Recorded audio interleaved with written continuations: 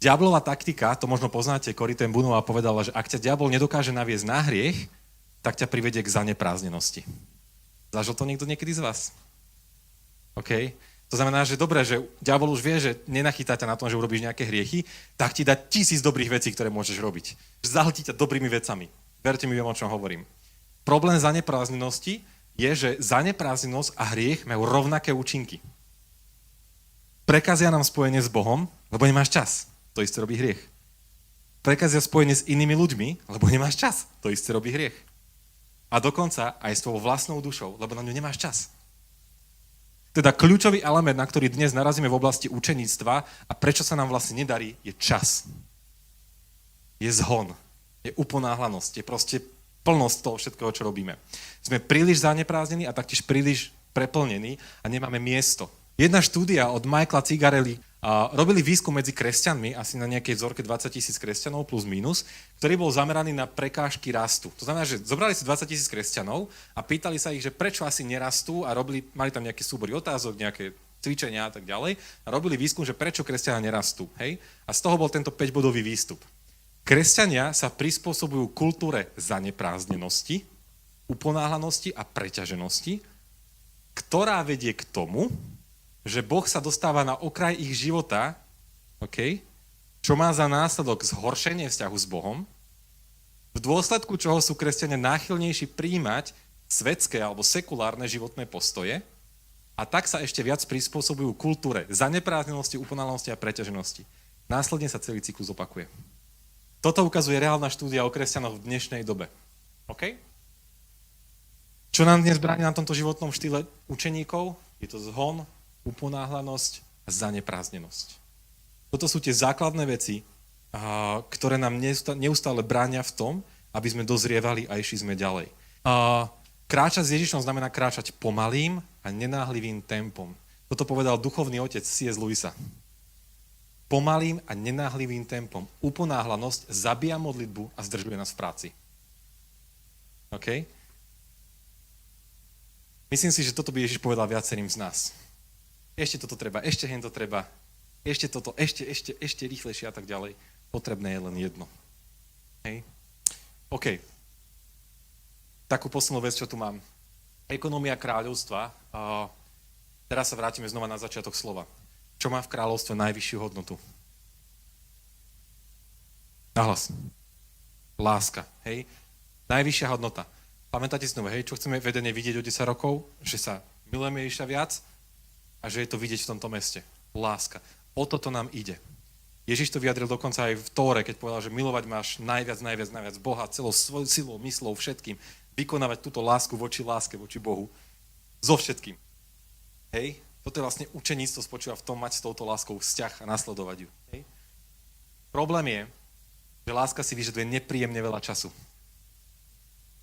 Hej? Dal som tam príklad rodičov. Ja keď chcem ukázať ako otec lásku mojim deťom, tak musím odísť z práce, prísť domov, zobrať toho jednorožca a začať sa s ním hrať. Uponáhlanosť a láska sú nezlúčiteľné.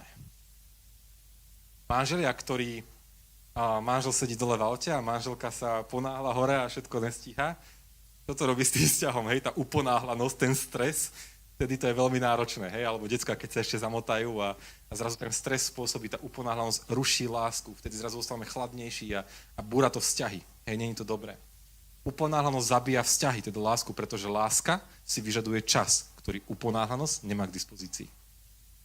Keď to dáme na učeníctvo, preto nie je možné budovať vzťah aj so samotnou láskou, teda s Ježišom, ak žijeme v chorobe z uponáhlanosti. To znamená, že ak žijeme tých 10 syndromov v našom živote, ja chápem našu úprimnú túžbu sa modliť a chcieť mať vzťah s láskou. Ale tým, že žijeme v hodnotách tohto sveta, v tom životnom štýle mať rýchlo veľa všade, že naozaj nedodržiavam ani sabát, nespomalím nič, proste idem, tak ja, aj keď sa chcem modliť, vlastne mi to vôbec nejde. Bo som tak preplnený tým, že musím sa toto, hento, tamto. Hej? Chápete to? Láska, radosť a pokoj sú 3 kľúčové veci, ktoré sa snaží Ježiš dopestovať v pôde našich srdc. Láska, radosť a pokoj tvoria jadro vízie kráľovstva. V každom jednom z vás, ktorí tu dneska sedíte, Ježišové jarmo. On chce, aby sme mali lásku, radosť a pokoj. 3 najzákladnejšie veci. OK? Všetky 3 sú oveľa viac ako len emócie, vyjadrujú stav srdca. Nie sú to iba príjemné pocitu. Opisujú ten druh ľudí, akým sa stávame, keď sa učíme od Ježiša, jeho jarmu, ktorý všetky 3 stelesňuje v najvyššej možnej miere. Ježiš samotný.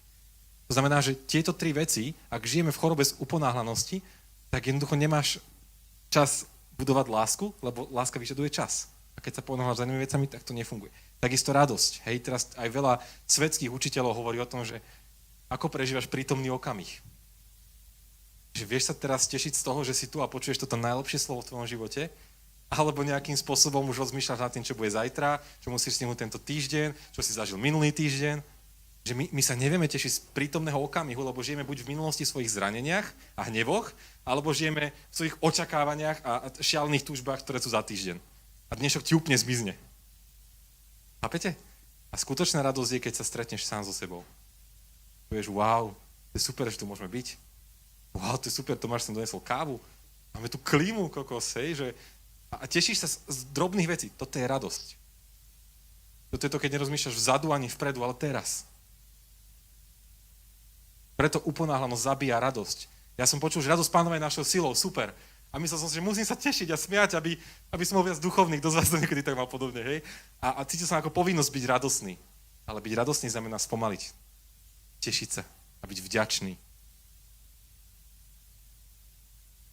Byť vďačný. To isté je pokoj. To je opak. Hej, antonymum. Slovenčinári. Klaudika ma pochválila deň dneska. A pokoj nezažiješ, keď sa ponáhľaš. To je logické. Dokonca ešte by som to potiahol ďalej. Pokoj není pocit, pokoj je osoba. Je to Ježiš Kristus. On je knieža pokoja. Hej, ak ja nemám čas na ňo, nezažiješ pokoj. Zažiješ dočasné šťastie, lebo si kúpiš nové predplatné, alebo zaplníš tú dieru nejakou tortou, alebo ja neviem, hoci čo si kúpiš, potešíš sa. To sú šťastia. Dobre, potešte sa, ale to ešte neznamená, že budeš mať pokoj. Budeš mať chvíľku šťastie, lebo si robil niečo, čo ťa nadchlo. Nejaký ten únik, hej. Ale pokoj a šťastie sú 2 rozdielne veci.